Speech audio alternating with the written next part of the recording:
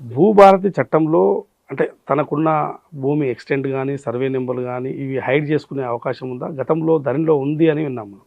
ధరణిలో ఏ పట్టాదారైనా right to privacy అనే ఒక ఆప్షన్ ఉండేది. మీ రికార్డ్ మీరు హైడ్ చేసుకుంటే ఇంకెవరికి కనపడదు. ఆ బటన్ ప్రతి పట్టాదారికి అవకాశం ఉండేది. అట్లాంటి వెసులుబాటు దేశంలో ఏ రాష్ట్రంలో లేదు. కేవలం తెలంగాణలో అది ధరణిలోనే ఉంది. భూమి రికార్డు పబ్లిక్ డాక్యుమెంట్. మీ పాస్ పుస్తకం మీ ప్రైవేట్ డాక్యుమెంట్. మీ ఆధార్ నెంబరు, మీ ఫోన్ నెంబరు మీ ప్రైవేట్ వివరాలు. కానీ ఆ ఊళ్ళో ఏ సర్వే నెంబర్ ఉంది, ఆ సర్వే నెంబర్లో ఎంత విస్తీర్ణం ఉంది, దాని పట్టదారు ఎవరు అనేది పబ్లిక్ రికార్డు. చాలా సందర్భాల్లో హైకోర్టు కావచ్చు, సుప్రీంకోర్టు కావచ్చు, సమాచార కమిషన్లు కావచ్చు, రాష్ట్రంలో కానీ దేశంలో ఏం చెప్పిందంటే భూమి రికార్డులు పబ్లిక్ రికార్డ్సు. అందుకే చాలా చోట్ల మనం తెలంగాణలో కొన్ని చోట్ల పహానీని గోడ మీద రాసినాం, పహానీని ప్రింట్లు తీసి ఇంటింటికి పంచిపెట్టినాం.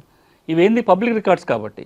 ధరణిలో ప్రైవసీ అని పేరుతోటి చాలామంది వాళ్ళ పేర్ల మీద భూములు తెచ్చుకోవటం, తప్పుగానో ఎట్లనో అట్లాంటి వాళ్ళు హైడ్ చేసుకోవటం రకరకాలు జరిగినాయి.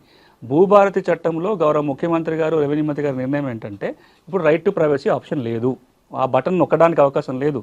ఆ ఊళ్ళో ఏ సర్వే నెంబర్ ఉంటే అవి డిస్ప్లే అవుతాయి. మీ ఆధార్ నెంబర్ కనపడదు, మీ ఫోన్ నెంబరు కనపడదు, అవి ప్రైవేట్ వివరాలు కాబట్టి. కానీ ఆ ఊరిలో ఉన్న అన్ని భూములు, అన్ని సర్వే నెంబర్లు, వాటి ఓనర్ ఎవరైన పేరు వరకు ఓపెన్ డాక్యుమెంట్. దీనివల్ల ఏమవుతుందంటే ట్రాన్స్పరెన్సీ వస్తుంది.